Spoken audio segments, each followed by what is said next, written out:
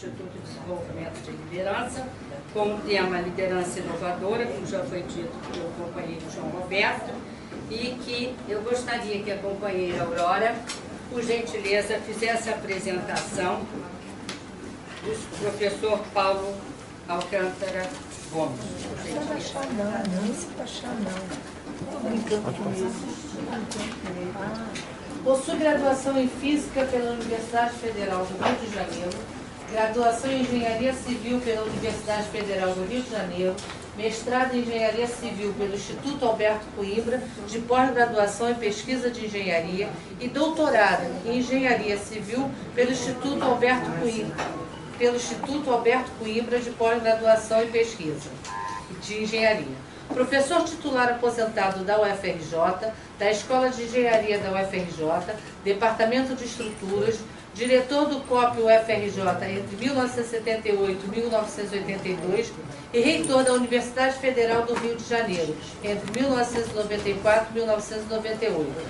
Exerceu ainda a presidência do SEBRAE Rio entre 2001 e 2005.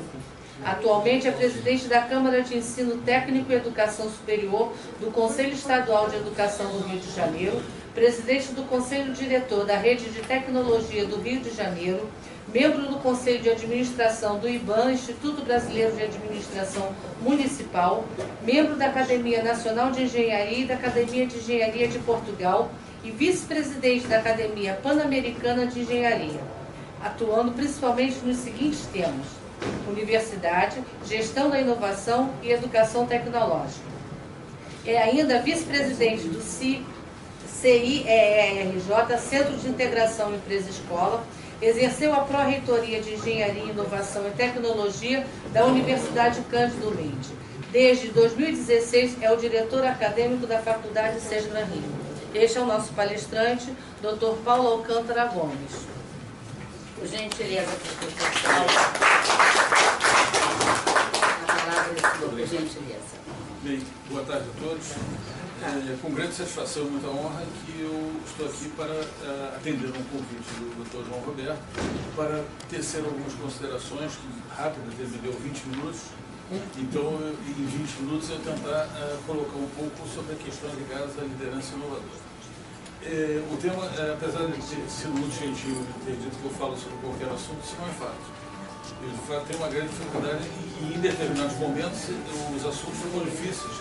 Aqui, em particular, falar sobre liderança no Lions é extremamente complicado, pelo fato do Lions já representar a liderança que nós conhecemos em todos os países do mundo e com uma grande atuação. Eu vou procurar analisar nessa minha breve intervenção questões ligadas à liderança inovadora e as relações da liderança com empresas. Como a liderança se desenvolveu com as pequenas e microempresas e como ela se desenvolveu ao longo dos últimos anos. Então esse gráfico que eu aqui mostrando dá uma ideia exata de qual é a primeira condição que nós temos para desenvolver a liderança no ambiente empresarial. É um gráfico que mostra o avanço da ciência e da tecnologia ao longo dos anos, começando em 1683 e terminando em 1983. Que foi desenvolvido por dois cientistas, dois economistas, Lederman e Maloney, que no final dos anos 80 procuraram analisar como o conhecimento ia se desenvolvendo. E se nós olharmos esse gráfico, nós vamos observar que durante 35 anos, entre 1953 e 1983, 80% do progresso em ciência e tecnologia se realizou. Ou seja, o conhecimento, 80% do conhecimento disponível em 1983 tinha sido desenvolvido depois de 1948. É uma coisa extraordinária isso, porque nós passamos séculos e séculos desenvolvendo conhecimento, mas nos últimos anos eles vêm se acelerando. Posteriormente, o Lederman e o Maloney atualizaram esse gráfico para o final dos anos 90, e aí essa relação passou a ser de quase 90%. Ou seja, 90% do conhecimento adquirido tinha sido realizado, tinha sido planejado, tinha sido executado e tinha vindo a público nos últimos 35 anos, a contar no final dos anos 90, 2000, portanto a partir de 1965. Vejam vocês que isso é um dado importantíssimo e que mostra que se nós não mudarmos o comportamento das organizações não governamentais, das empresas, dos órgãos de governo, nós jamais conseguiríamos alcançar bons resultados, dado esse cenário em que começa pelo avanço acelerado da ciência e da técnica e o avanço acelerado dos conhecimentos. Muito acelerado. Muito acelerado. Bom, outro fator determinante para a existência, a pressão que existe hoje para que nós tenhamos cada vez mais líderes e tenhamos cada vez mais uma liderança inovadora, vem da mudança na concepção de empresas. A primeira delas que eu coloquei aí diz que as grandes empresas se integram hoje à distância, através das novas tecnologias da informação e da comunicação, NTIC.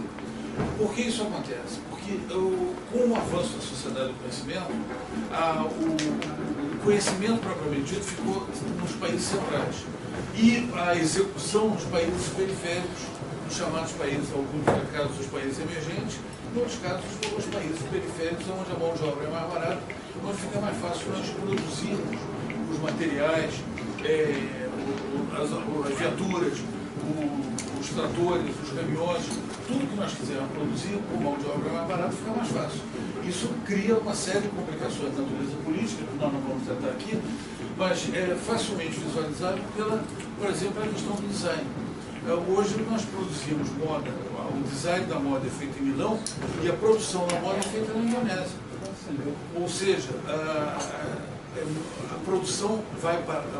Há uma comunicação através de pessoas que nunca foram à Indonésia, produzem uma calça jeans, um paletó, uma roupa feminina, e isso é produzido lá na Indonésia e depois colocado no mundo a um preço muito mais baixo que se fosse produzido em Milão, lá na Itália. Então esse é o primeiro fator. O segundo fator importante é que a organização das empresas no mundo mudou consideravelmente. E mudou de que maneira? Mudou com o aparecimento de muitas micro e pequenas empresas.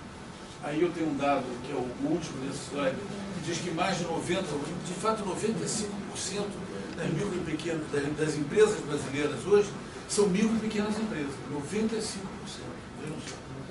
É um número brutal. 62% dos postos de trabalho oferecidos no Brasil nesse momento estão nas micro e pequenas empresas. 27% do PIB vem das micro e pequenas empresas. São números que mostram como as micro e pequenas empresas estão avançando, inclusive em países como o Brasil. E essas empresas começaram a se associar em chamadas cadeias produtivas e cadeias de fornecedores. As cadeias produtivas, elas, de um modo geral, envolvem uma empresa central e várias menores, pequenas empresas que trabalham se juntando a essa cadeia central e colaborando na produção de alguma coisa. Por exemplo, vou dar um exemplo concreto, a cadeia produtiva automotiva na região de Porto Real, lá perto de Resende, onde há inúmeras pequenas empresas produzindo para alimentar a Volkswagen e a Peugeot Citroën que estão lá instaladas. É interessante isso, porque isso mostra a importância da liderança. Quando o polo automotivo do Rio de Janeiro foi criado em Porto Real, os automóveis, os caminhões e os ônibus, muitas vezes da Volkswagen, eram obrigados a sair do Rio de Janeiro, a ir ao Paraná, onde recebiam, por exemplo, a eletrônica embarcada, a voltar para São Paulo, onde recebiam outros equipamentos, e finalmente voltar ao Rio de Janeiro para o acabamento final. Vejam, isso acontecia por quê? Por duas razões. Primeiro, porque as empresas, micro e pequenas empresas daquela cadeia produtiva, não estavam suficientemente bem preparadas para fornecer os componentes, por exemplo, da eletrônica embarcada. E segundo, pela inexistência de líderes.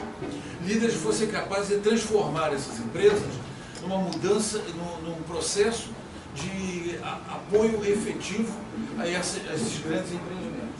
O mesmo acontece com uma outra coisa que é importante, que é o resultado daquilo que eu falei anteriormente. Quer dizer, 95% das empresas no Brasil são hoje micro e pequenas empresas e é sinal de que os empregados estão dando lugar aos empreendedores. Cada vez mais, por diversas razões, as pessoas deixam de ser empregadas e passam a ser empreendedores. E uma das razões é demissão do emprego. Ele pega o fundo de garantia e monta um pequeno empreendimento.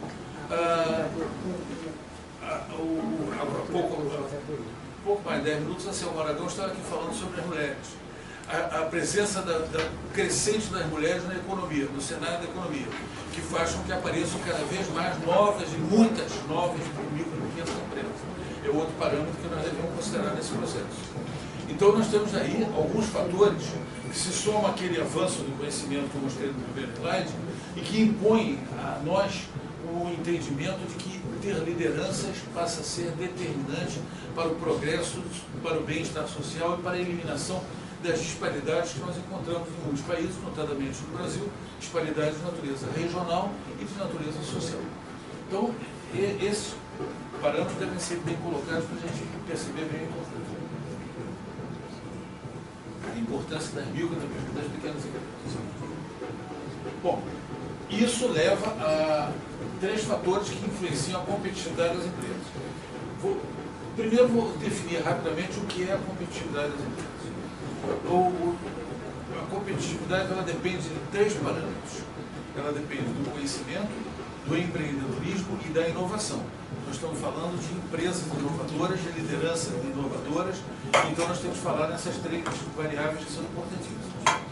Se eu construísse um triângulo com conhecimento, com empreendedorismo e com inovação, evidentemente, o ideal seria ter um triângulo equilibrado, um triângulo equilátero, um triângulo em que os 3 lados são iguais.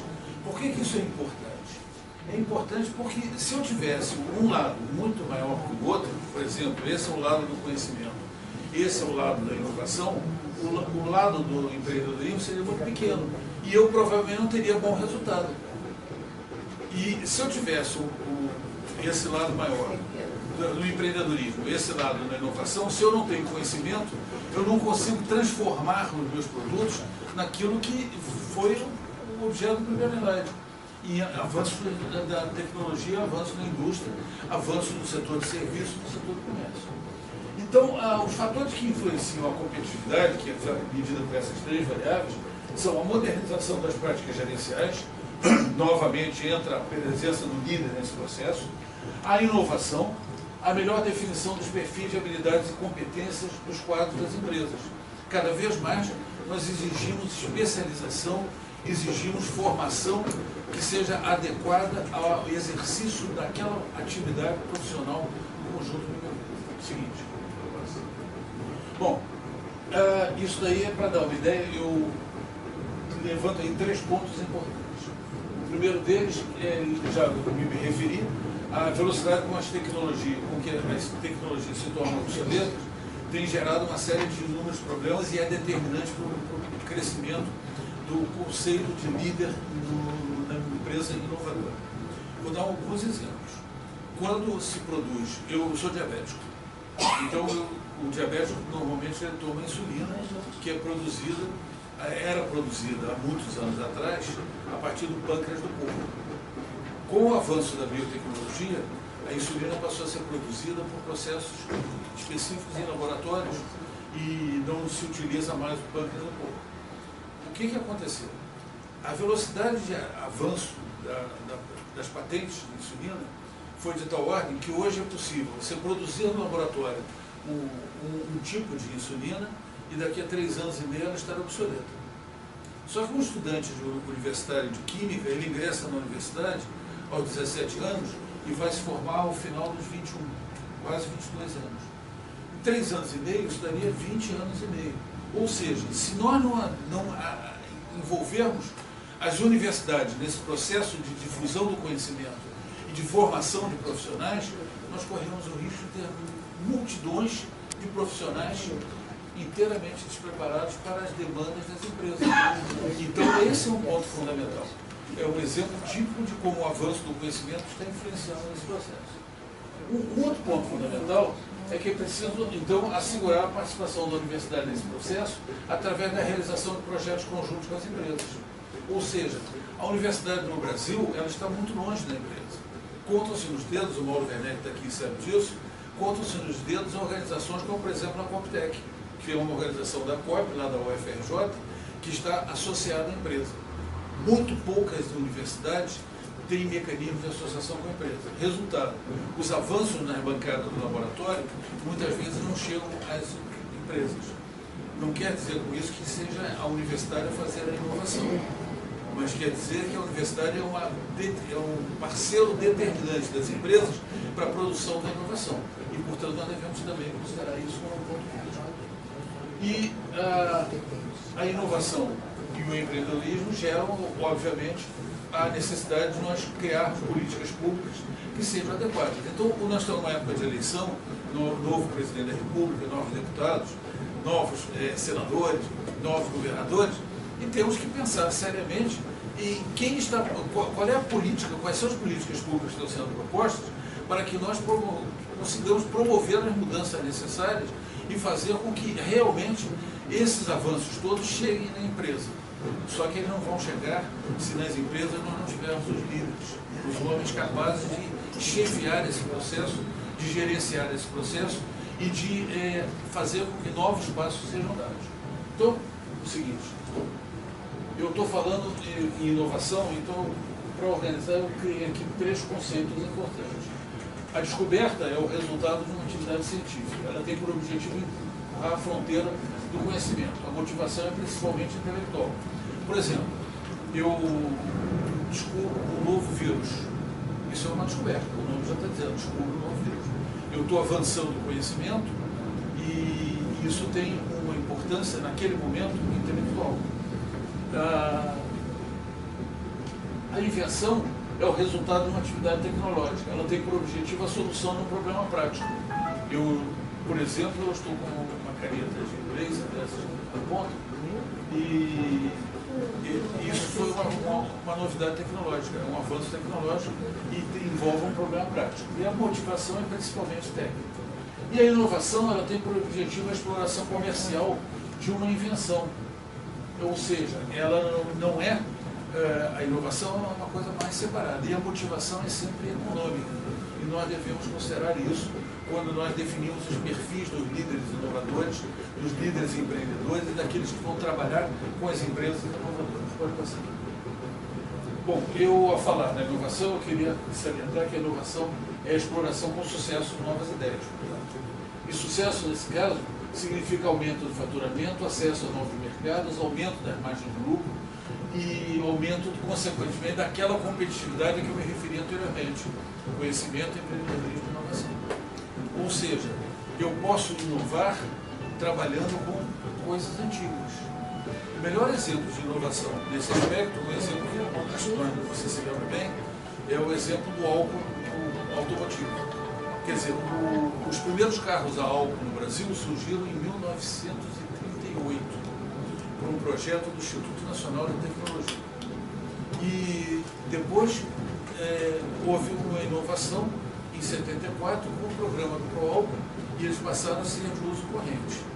Mas nem os carros a álcool de 38 do INT, nem os carros a álcool do Proálcool de 74 são inovações diferenciadas, são as chamadas, não são as inovações radicais. A inovação radical surgiu no final do século XVIII, quando a máquina térmica, que é o segundo princípio da termodinâmica, que é uma ciência do calor, foi inventada, basicamente, por Carnot, um técnico, um físico francês.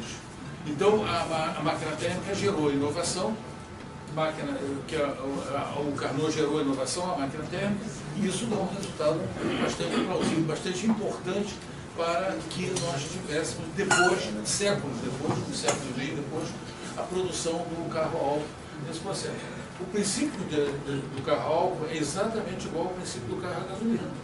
Não há nenhuma diferença, a diferença está na faísca. Então isso significa, naquela faísca que acontece dentro do motor, que impulsiona o cilindro. Então o motor é a explosão, o chamado motor é a explosão. Então o carro a álcool ele não tem nenhuma diferença do carro a gasolina e ambos são resultados de uma inovação que ocorreu um século e meio antes. Essa que é a característica fundamental. Então, a inovação ela provoca mudanças brutais. Eu posso... Uma vez eu estava conversando com um funcionário, um alto funcionário da Sadia, que hoje se chama Brasil Foods, Alimentos Brasileiros. E é uma empresa que ela tem sede em vários países do mundo. E esse funcionário é um funcionário que trabalha, ele dizia, eu trabalho em inovação. Eu, por ser engenheiro, eu fiquei meio descrente, porque ele entendia por inovação. Mas foi que ele entendia corretamente. Ele faz o seguinte, ele identifica nos mercados da Inglaterra, da Holanda, da Alemanha, quais são os interesses, por exemplo, pelos tipos dos frangos, dos pedacinhos de frango que são produzidos e são como é? Processados. São processados. Então, esses pedacinhos de frango, eles são processados de várias maneiras. E eles procuram identificar qual é a melhor maneira para que isso chegue à população e qual é a melhor maneira para que isso agrade a população. Então, isso é uma inovação. É uma inovação que está exatamente produzindo o quê? Novos mercados, aumento da margem de lucro. E isso, então, é uma das coisas que nós temos que passar. Bom, então você observa o seguinte, estou tentando caminhar para... Eu estou falando em inovação, comecei falando em conhecimento, agora estou falando em inovação e vou caminhar para liderança inovadora. Mas para isso, eu observo o seguinte, mais uma vez, uma coisa. Então, isso que eu falei agora. Inovar não é necessariamente adotar tecnologias novas. Eu posso me adaptar ao mercado produzindo um produto, bem ou serviço, em condições de qualidade, preço e disponibilidade que supere as concorrências na preferência das pessoas. Querem ver alguns exemplos interessantes de serviços? A Gol, quando foi lançada, ela tinha a Varig existia e a Gol também existia, começou a funcionar. Qual era a diferença? Quem ia a Brasília e voltava de Brasília, ia na Varig e tinha um lauto café da manhã ou um lauto jantar. Quem viajava de Gol recebia uma barrinha de cereal. Ou seja, ela inovou no serviço. Ela inovou no serviço. Com isso ela adquiriu, ela conseguiu entrar num público muito maior e ela chegou a tomar clientes da Varig.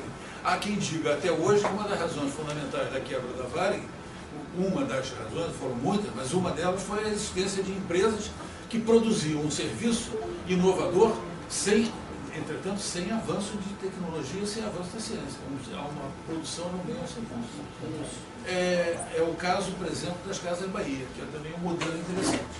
As Casas Bahia, ela a empresa contratou uma consultoria internacional de uma universidade norte-americana que verificou três coisas. Primeiro, que no Brasil existem muitos pobres, nós sabemos disso. Segundo, que os pobres pagam em dia. É uma coisa interessante, porque a classe média e os ricos nem sempre pagam em dia, mas os pobres procuram pagar em dia. E terceiro, que uma coisa mais ou menos óbvia, na época em que a Casa Bahia foi criada, que o pobre não usa terno, ele anda de camisa. Então, consideradas essas três variáveis, a Casa Bahia criou um sistema de crédito próprio para atender as classes mais favorecidas, criou um carnê de cobrança que era, na época, do tamanho do bolso da camisa e criou um mecanismo de apoio ao comprador com marcas paralelas às marcas convencionais. E com isso ela se desenvolveu e foi um processo de um serviço inovador que mudou consideravelmente o panorama das lojas de eletrodomésticos no Brasil, até hoje. Nós podemos citar muitas, Porto Frio, Telerio, já Ricardo Eletro. O Rei da Voz não tinha essa inovação. O Rei da Voz ele trabalhava com coisa convencional. Isso é interessante. Bom, então podemos passar por outro. Então, agora, o que acontece? O aparecimento das novas tecnologias pode provocar inovações em cadeia. Por exemplo, nós criamos a internet, instalamos a internet em todos os aparelhos, em todos os computadores no mundo inteiro, em grandes quantidades. Hoje, bilhões de pessoas usam direto ou indiretamente a internet. Qual foi a inovação em cadeia que surgiu a partir daí? A compra pela internet. É uma inovação em cadeia que surgiu da existência de uma inovação que é a inovação mãe desse processo. Então vejam vocês que isso também é importante. Estou colocando tudo isso e nós começamos a nos indagar.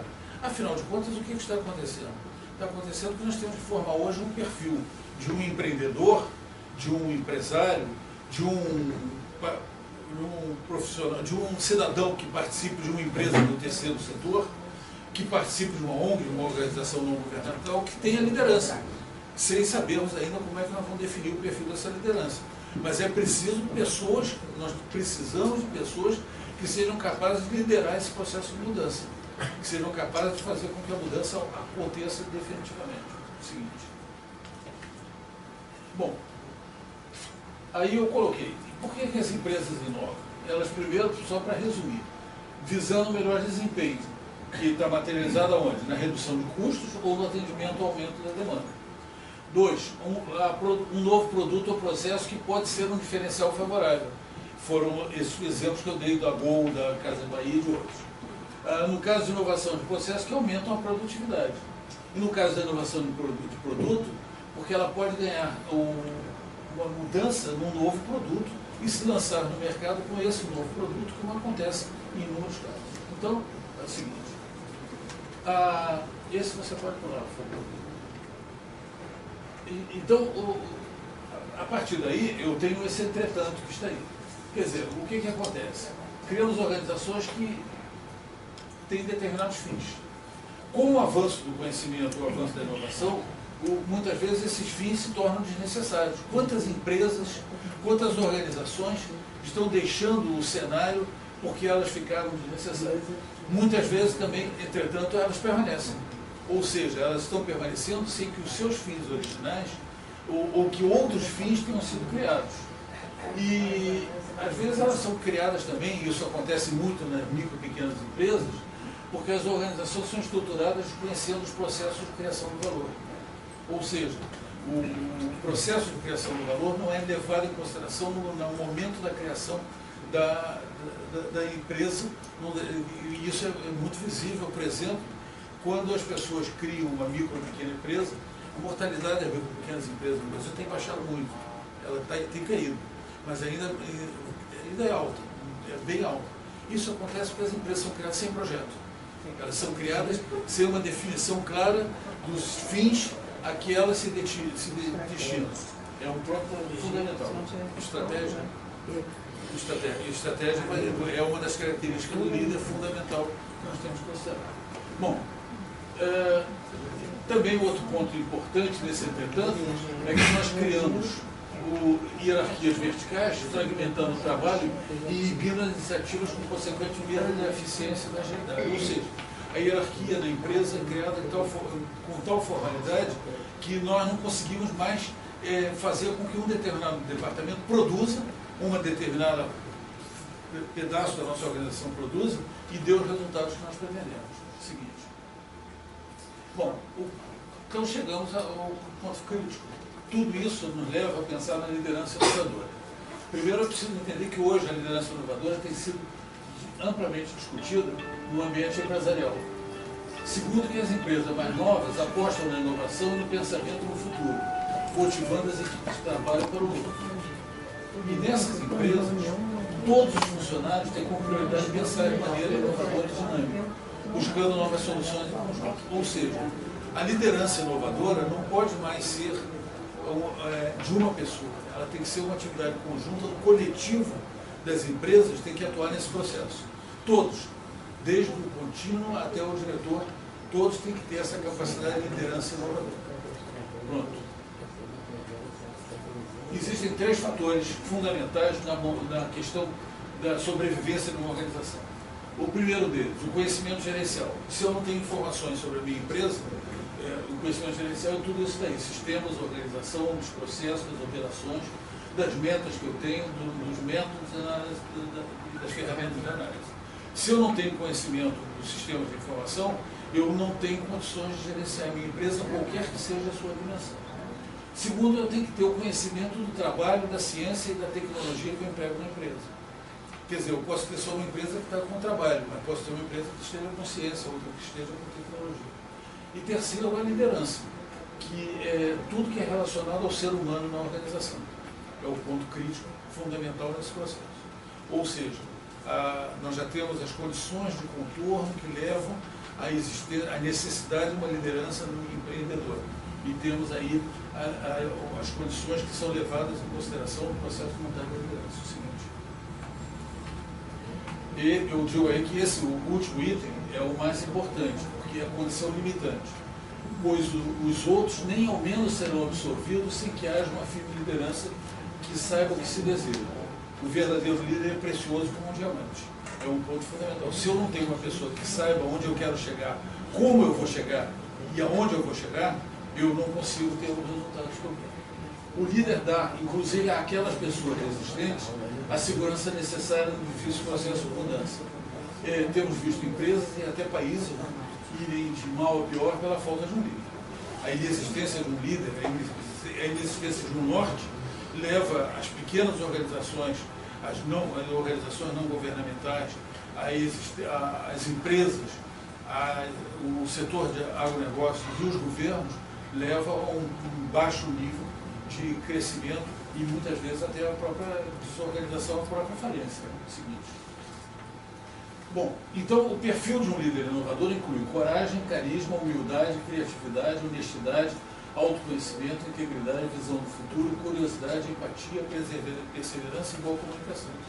São esses os itens que se esperam no perfil de um líder empreendedor. Não são poucos.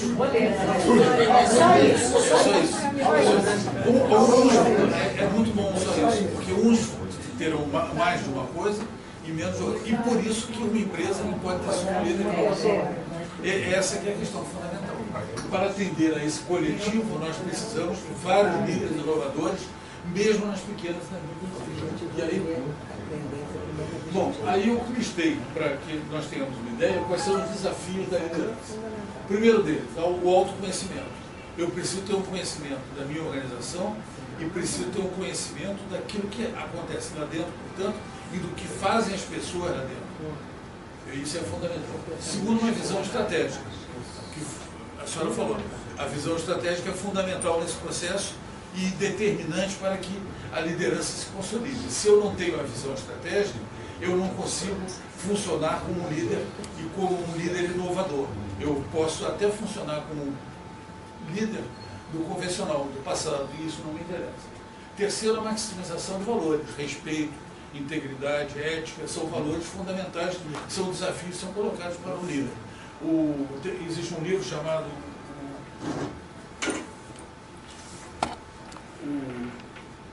O Monge e o Empreendedor. O Monge Executivo. Ele diz uma coisa muito interessante, que há pessoas que detêm o poder, mas não detêm a liderança. Então, elas não conseguem tocar a empresa. Então, é preciso que as pessoas sejam capazes de deter o poder e a liderança. Não adianta só deter. E deter a liderança sem deter o poder é muito complicado. Também, às vezes, acontece e isso gera um conflito. Bom, a terceira coisa importante são as experiências desafiadoras.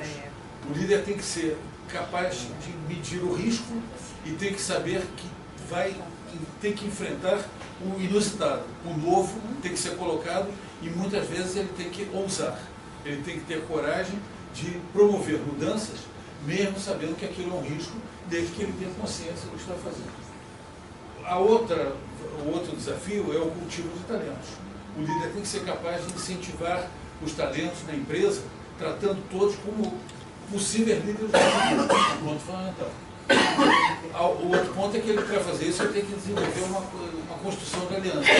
Alianças com os funcionários da organização, com outras empresas, com outras organizações, porque senão ele não consegue chegar a bom resultado. E o último item é o aprendizado permanente, que ele tem que desenvolver de maneira a produzir bons resultados. Ou seja, o líder não pode parar de estudar. Ele tem que continuar sempre se aperfeiçoando e entendendo basicamente o que está fazendo. Eu passei de 20 minutos e vou encerrar por aqui. Eu procurei ficar nos 20 minutos e corri por causa disso.